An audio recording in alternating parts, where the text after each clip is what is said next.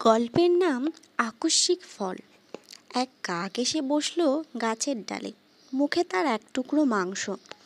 এক শেয়াল নিচে থেকে তাই দেখে ভাবতে লাগলো, কি করে ওই মাংসটুকু নিজে খেতে পায়।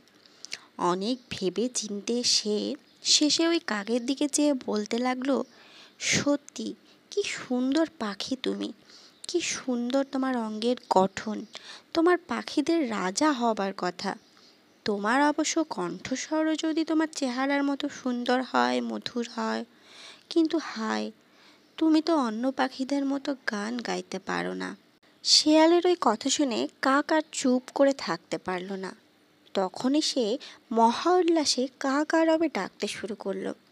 মাংসের টুকরো অমনি তার মুখ থেকে পড়ে গেল, আর শেয়াল অমনি তা মুখে করে নিয়ে দিল ছুট।